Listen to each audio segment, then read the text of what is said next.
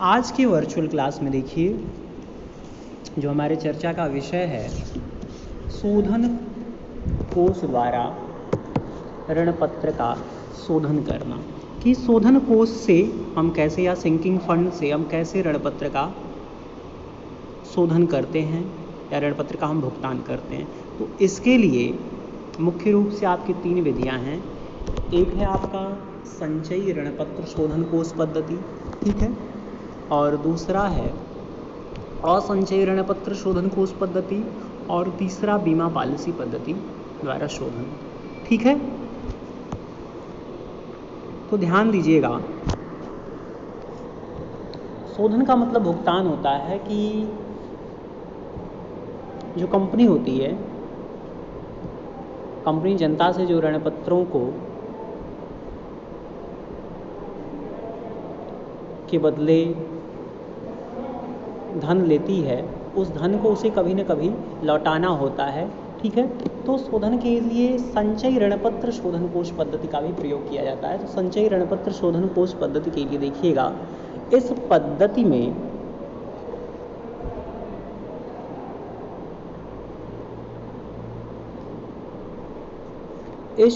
में ऋण पत्रों के भुगतान के लिए अलग से एक कोष बनाया जाता है तथा निर्गमन के वर्ष से ही विभाज्य लाभों में से एक निश्चित राशि इस कोष में हस्तांतरित की जाती है।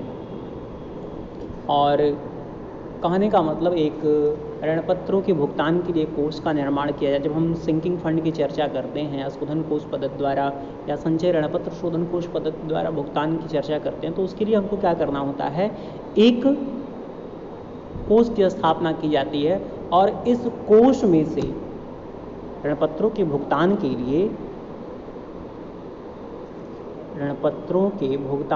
एक अलग से कोष बनाया जाता है, ठीक है।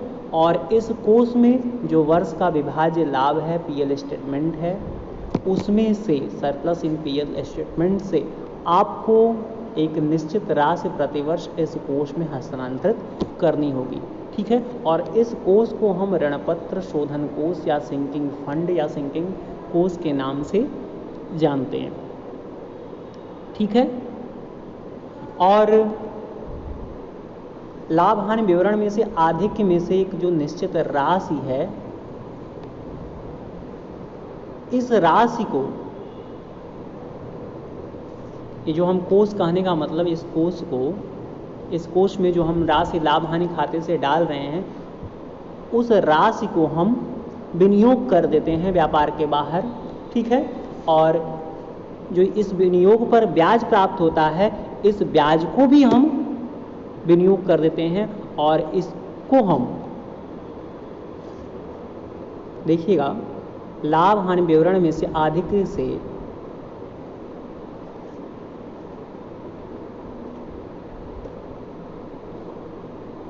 लाभ हानि विवरण में से आधिक्य से एक निश्चित राशि व्यापार के बाहर प्रतिभूतियों में विनियोजित करने के साथ साथ उन पर प्राप्त ब्याज भी पुनः विनियोजित कर दिया जाता है। तो ऐसे ऋण पत्र को शोधन कोष को संचयी शोधन कोष कहते हैं। कहने का मतलब, जो हम जिस राशि को इस कोष में स्थानांतरित कर रहे हैं, सिंकिंग फंड में स्थानांतरित कर रहे हैं, ठीक है, उसको हम व्यापार के बाहर विनियोग कर देते हैं और उस पर जो ब्याज मिलता है उसको भी हम अगले वर्ष विनियोग करते हैं, ठीक है। और इसी कारण से इस प्रकार से शोधन कोष को संचयी शोधन कोष कहते हैं, ठीक है।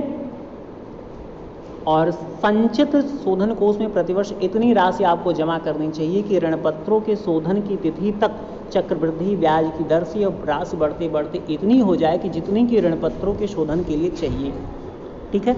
और इसके लिए हम ऋण पत्रों के शोधन के लिए कि ये राशि कितनी होनी चाहिए, अंशदान वार्षिक तालिका से हम ज्ञात करते हैं, ठीक है। आगे देखिएगा, और ऋण पत्र शोधन कोष की जब हम स्थापना करते हैं तो हमको डिबेंचर रिडम्पशन रिजर्व का निर्माण करने की भी कानूनी आवश्यकता पूरी हो जाती है। तो ऐसी स्थिति में डिबेंचर रिडम्पशन रिजर्व बनाने की आवश्यकता नहीं है, ठीक है।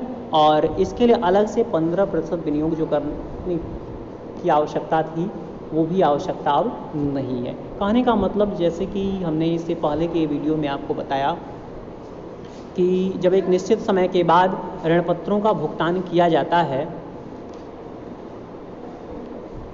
जब एक निश्चित समय बाद ऋणपत्र के भुगतान किया जाता है तो ऐसी स्थिति में आपको डिवेंचर रिडम्पशन रिजर्व बनाने की आवश्यकता थी तथा इसके लिए आपको 15% विनियोग करने की आवश्यकता। जितना आपको को शोधन करना था उसका 15% आप विनियोग करते थे, ठीक है, तो वो करने की आवश्यकता नहीं है, ठीक है।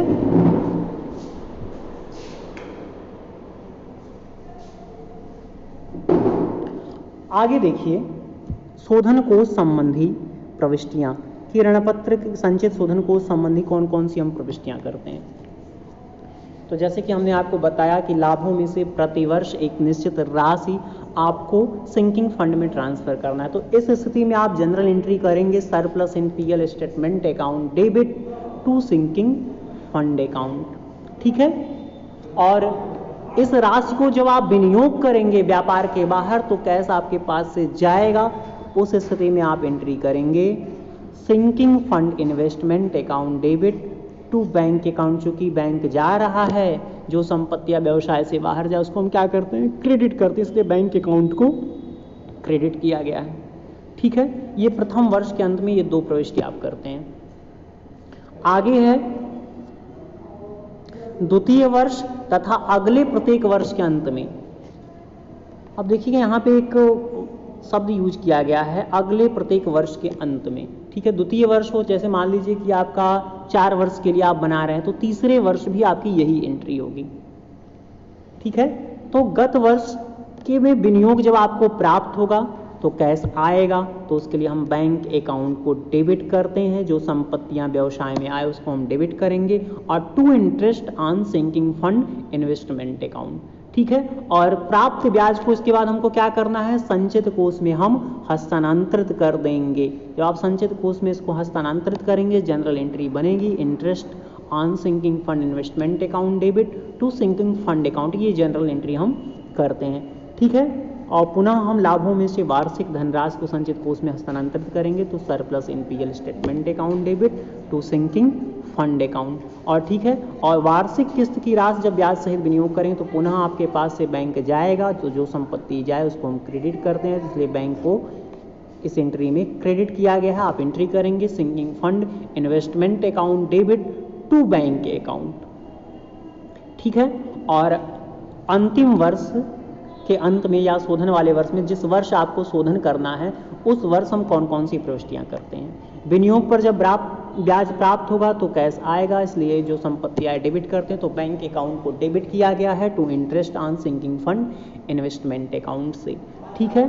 आगे है प्राप्त ब्याज को संचित कोष में जब आप हस्तांतरित करेंगे तो जनरल एंट्री आपकी बनेगी interest on sinking fund investment account debit to sinking fund account, ठीक है। पुनः लाभों में से वार्षिक धनराशि को जो आप संचित कोष में हस्तांतरित करेंगे तो जो ऊपर एंट्री आपने किया है वही एंट्री आप फिर से करेंगे surplus in PL statement account debit to sinking fund account, ठीक है। इसके बाद जब आपको शोधन करना होगा तो जो विनियोग आपने किया है विनियोग को बेच दिया जाता है, तो विनियोग के बेचने पर आपकी जनरल एंट्री बनती है। बैंक जब विनियोग को बेचेंगे तो कैश आएगा, तो इसलिए बैंक अकाउंट को डेबिट किया गया है bank account debit to sinking fund investment account, ठीक है। आगे विनियोग के बेचने से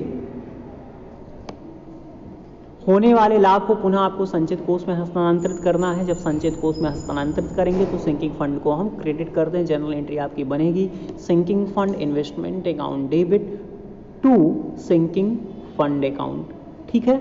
और जब आप ऋण पत्रों का भुगतान करते हैं तो ये एंट्री आपको पहले भी बताई जा चुकी है कि हम debenture account debit to debenture holder account करते हैं, ठीक है।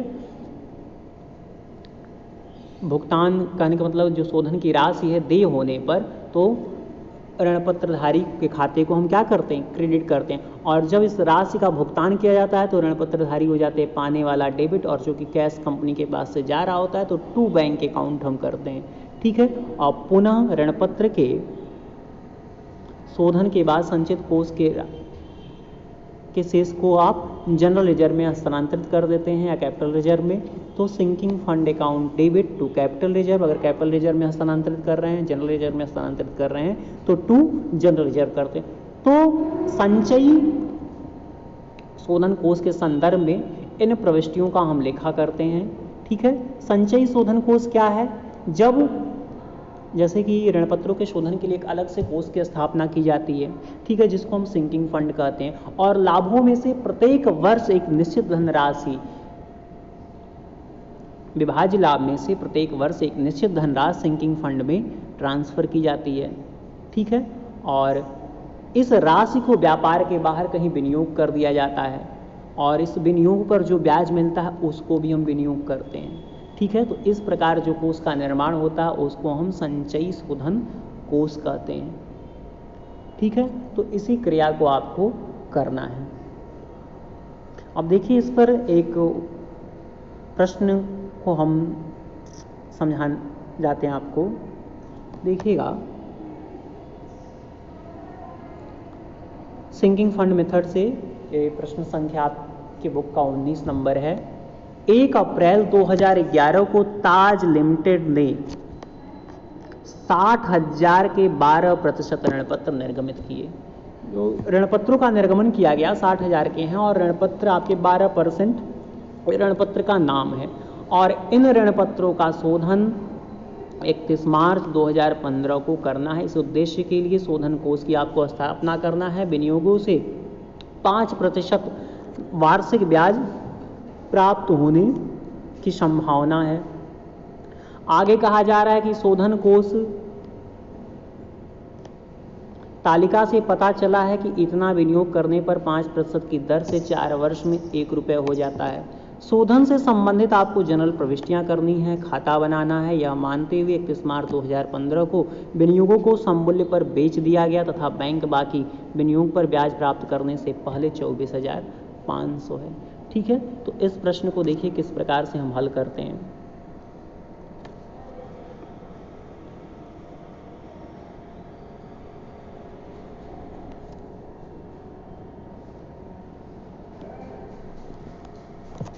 देखिएगा, 60,000 का ऋणपत्र निर्गमन किया गया है। तो इस संदर्भ में हम करते हैं, ऋणपत्र का जब आप निर्गमन करेंगे तो कंपनी के पास कैश आएगा, तो बैंक अकाउंट को डेबिट किया जाता है। ठीक है, तो bank account debit to debenture account. ठीक है, प्रश्न में जितने परसेंट 12% डिवेंचर, तो 12% डिवेंचर अकाउंट, और 60,000 का ऋणपत्र, तो 60,000 से बैंक अकाउंट को आप डेबिट करेंगे और डिवेंचर खाते को क्रेडिट करेंगे। बीइंग डिवेंचर इश्यूड, ये आपका नरेशन हो जाएगा। ठीक है, और फिर हमने बताया था कि जब आप शोधन कोष की स्थापना करते हैं तो लाभों में से प्रति वर्ष एक निश्चित राशि को आपको सिंकिंग फंड में ट्रांसफर करना होगा। तो जब आप सिंकिंग फंड में लाभों में से एक निश्चित राशि को ट्रांसफर करेंगे, जनरल एंट्री मैंने अभी आपको ऊपर बताया कि surplus in PL statement account को आप डेबिट करते हैं और टू सिंकिंग फंड अकाउंट करते हैं। ठीक है, और यहाँ प्रश्न में आपकी वार्षिक तालिका से देखने से पता चल रहा है कि यदि आप देखिएगा इतना को विनियोग करने पर 5 वर्ष की दर से, और देखिए आपको 60,000 का शोधन करना है, तो इससे आप 60,000 से इस राशि को आप क्या करेंगे, मल्टीप्लाई कर देंगे, तो आपको पता चल जाएगा कि कितना को आपको ये 60,000। ठीक है, ये जो राशि दिया हुआ है इसको 60,000 से आप मल्टीप्लाई करेंगे तो ये आपका आएगा 13,921। ठीक है, तो प्रति वर्ष आपको लाभों में से 13,921 रुपया हस्तांतरित करना होगा। ठीक है, देखिए ये हमने 13,921 ये आपको कैलकुलेशन करके दिखाया गया। इस तरह से आप इस 13,921 को लाभों में से प्रतिवर्ष सिंकिंग फंड में ट्रांसफर करेंगे तो हम सिंकिंग फंड अकाउंट को क्रेडिट करते हैं। ठीक है, नरेशन आपका बन जाएगा annual provision required for redemption of debenture. कहने का मतलब कि आपको एनुअल कितने रकम की प्रावधान करने की आवश्यकता है। ठीक है, आगे देखिए, अब ये जो 13,000 को हम सिंकिंग फंड में ट्रांसफ़र किए हैं, इसको हम क्या करते हैं, व्यापार के बाहर विनियोग कर देते हैं। जब आप व्यापार के बाहर इसको विनियोग करेंगे तो sinking fund investment account debit to bank account general entry बनेगी। सिंकिंग फंड इन्वेस्टमेंट, ये 13,921 आपने सिंकिंग फंड में ट्रांसफ़र किया था और इसी अमाउंट को आपको व्यापार के बाहर विनियोग करना। जब व्यापार के बाहर आप विनियोग करेंगे तो कैश जाएगा, इसलिए बैंक अकाउंट को क्रेडिट किया गया है। ठीक है, और इस पर आपको ब्याज प्राप्त होगा। देखिएगा, डेट लिखने के लिए प्रश्न में या आप निर्गमन की तिथि लिखेंगे, जो निर्गमन की तिथि प्रश्न में आपकी दी हुई है। तो देखिए प्रश्न में निर्गमन की तिथि कितना है, 1 अप्रैल 2011। ठीक है, ये एंट्री आप करेंगे 2011, जो पहली एंट्री है 2011 अप्रैल 1 की एंट्री है। ठीक है, और लाभों में आप अब फिर 1 अप्रैल को आप हैं, 31 मार्च कहने का मतलब कि वित्तीय वर्ष के अंत में आप surplus in PL statement account से सिंकिंग फंड में एक निश्चित राशि का करेंगे। ठीक है, तो ये तिथि आपकी हो जाएगी 31 मार्च, दूसरे एंट्री की तिथि हम बता रहे हैं 31 मार्च 2012। चूंकि आप 1 अप्रैल 2011 में थे, अब मार्च देखिए आप गिनिए, अपनी उंगली पे गिनिए, तो अप्रैल से गिन रहे हैं, अप्रैल, मई, जून, जुलाई, अगस्त, सितंबर, अक्टूबर, नवंबर, दिसंबर। देखिए जो 1 अप्रैल 2011 था, यहाँ दिसंबर पे आके ख़त्म हो गया, और दिसंबर के बाद से जनवरी, ये 2012 में हम चले जाएंगे, तो इसको इसलिए 31 मार्च 2012 लिखा गया है। ठीक है, ये आपका जनवरी, फरवरी, मार्च। ठीक है, आगे देखिए, ये भी आपका 31 मार्च 2012, 31/3/2012 को एंट्री आप करेंगे। ठीक है, पुनः आपको अगले वर्ष जो आपने इन्वेस्ट किया है इस पर ब्याज मिलेगा, तो ब्याज मिलेगा तो कैश हमारे पास आएगा, इसलिए इस एंट्री में बैंक अकाउंट को डेबिट किया गया है। Bank account debit to interest on sinking fund investment account. ठीक है, 13,921 रुपया आपने क्या किया था, विनियोग किया था, और 5% ब्याज मिल रहा है उस पर, तो 696 रुपया आपको ये ब्याज मिलेगा। तो 696 से बैंक अकाउंट को आप डेबिट करेंगे और to interest on sinking fund investment account को क्रेडिट करेंगे। ठीक है, आगे बढ़िए। अब आगे ये जो हमको ब्याज मिला है, इस ब्याज को हम क्या करते हैं, सिंकिंग फंड में ट्रांसफ़र कर देते हैं। Transfer of interest to sinking fund account. Journal जब सिंकिंग फंड में ट्रांसफ़र करेंगे तो सिंकिंग फंड से interest on sinking fund investment account को क्रेडिट करेंगे। जनरल एंट्री आपकी बनेगी interest on sinking fund investment account debit to sinking fund account. ठीक है, आगे देखिए, पुनः अगले वर्ष 31 मार्च 2013 में अब हम आ चुके हैं।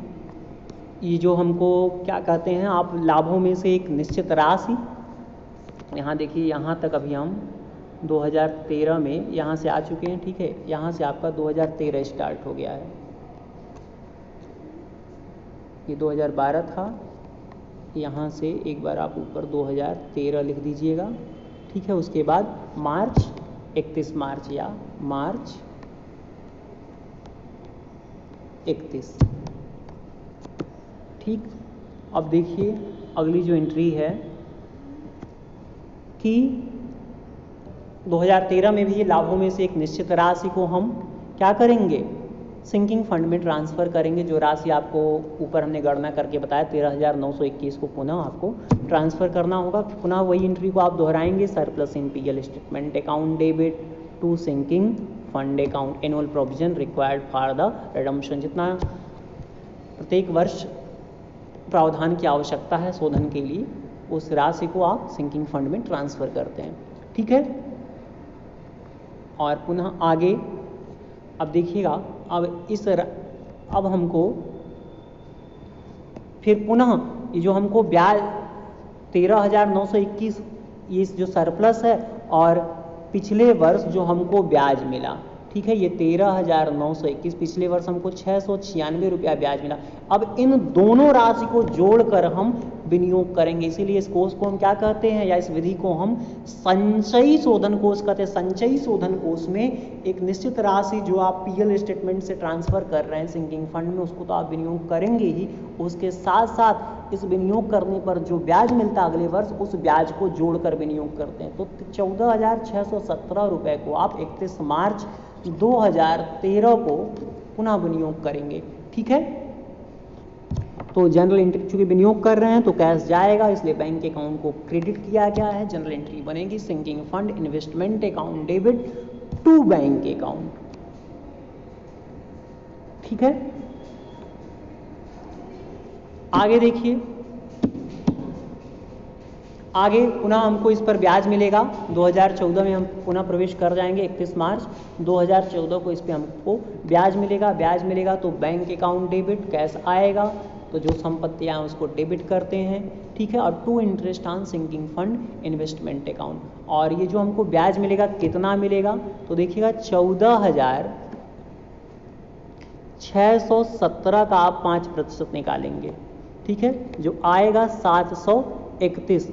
और जो आपका ये पिछले वर्ष का जो 696 रुपया ब्याज मिला है, इसको हम जोड़ देंगे, तो यानी कि 1427 पिछले वर्ष का ब्याज ये, और इस वर्ष का 731, टोटल अब ब्याज आपके पास कितना हो गया, 1427 रुपये, ठीक है। अब इस ब्याज को हम पुनः सिंकिंग फंड में ट्रांसफर करेंगे 31 मार्च 2014 को। पुनः जब आप इसको ट्रांसफर करेंगे, अब फिर वही जनरल एंट्री आप करेंगे, interest on sinking fund investment account debit to sinking fund account 1427 से, ठीक है, interest transfer to sinking fund. और पुनः आप 2014 में पीएल स्टेटमेंट में जो एक निश्चित धनराशि 13,921 जो आपको वार्षिक तालिका से पता चला है 60,000 का शोधन करने के लिए, 13,921 को आप पुनः आप सिंकिंग फंड में ट्रांसफर करेंगे। जनरल एंट्री आप बनेगी surplus in PL statement account debit to sinking fund account, ठीक है। आगे देखिए, पुनः आप इन्वेस्टमेंट करेंगे। अब इन्वेस्टमेंट आपको कितना करना है, जो एक निश्चित धनराशि आप 13,921 रुपये एक निश्चित धनराशि जो आप ट्रांसफर कर रहे हैं वो, और पीछे आपका ये 1427 रुपये जो आपको ब्याज प्राप्त हुआ है, दोनों साल का ब्याज मिलाकर, ठीक है। तो 13,921 ये, और पिछले साल का, पिछले दोनों साल का ब्याज अब कितना हो चुका है, 1427, ठीक है। ये 15,348 को आप क्या करेंगे, विनियोग करेंगे। विनियोग करेंगे तो बैंक अकाउंट को आप क्रेडिट करेंगे। जनरल एंट्री आपकी बनेगी sinking fund investment account debit to bank account, ठीक है। अब इस पर पुनः ब्याज मिलेगा, इस पर ब्याज मिलेगा तो bank account debit to interest on sinking fund investment account, ठीक है। अब इस रकम की गणना के लिए 15,348 का 5% और 1427 रुपया जो अब तक आप ब्याज इकट्ठा कर चुके हैं। अब टोटल ब्याज आपके पास कितना हो गया, 2193.67, तो आप लगभग में इसको 2194 लिखेंगे, 2194 लगभग में, ठीक है। तो 2194 से आप बैंक अकाउंट को डेबिट करेंगे, interest on sinking fund investment account को 2194 से क्रेडिट करेंगे, ठीक है। इस तरह से इसकी आप गणना करेंगे, 15,348 का 5% निकालेंगे, और जो अब तक ब्याज आप 1427 रुपये कमा चुके हैं, ठीक है।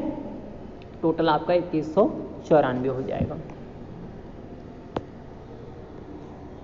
आगे देखिए, ये जो 2194 है इसको आप पुनः आप सिंकिंग फंड में ट्रांसफ़र कर देंगे, जनरल एंट्री आपकी बनेगी interest on sinking fund investment account debit to sinking fund account. ठीक है,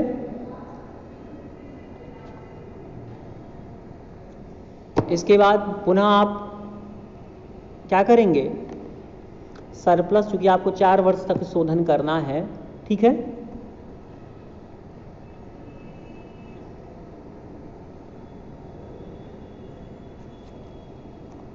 कहाँ गया, अरे यार,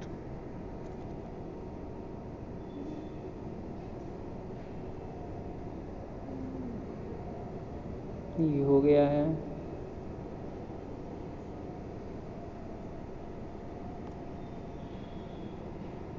ठीक, पुनः आप 13,921 को सिंकिंग फंड में ट्रांसफर करेंगे, जो निश्चित धनराशि आप सिंकिंग फंड में ट्रांसफर करें। क्योंकि देखिएगा 4 वर्ष में आपको इसको शोधन करना है, ठीक है, तो 3 वर्ष, तो 4 वर्ष तक आपको ये 13,921 रुपया सिंकिंग फंड में ट्रांसफर करना पड़ेगा। ठीक है, तो 4 साल तक का हम उसी प्रक्रिया को दोहराएंगे। ठीक है, और आगे देखिएगा,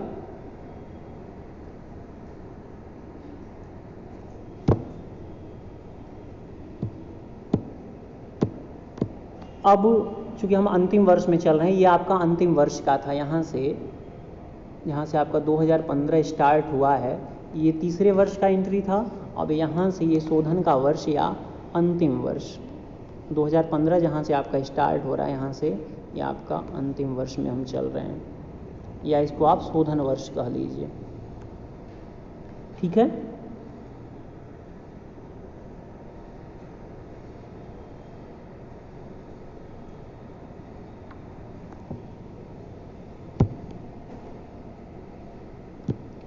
बैंक अकाउंट डेबिट विनियोग, फिर अंतिम वर्ष में हमको विनियोग को बेचना है, जो हमने अब तक विनियोग किया है उस विनियोग को हम क्या करेंगे, बेचेंगे। तो bank account debit to sinking fund investment account. अब ये रकम आई है 43,886। तो अब तक हमने जितना विनियोग किया है उन सारे विनियोग को बेच देंगे। ठीक है, तो ध्यान दीजिएगा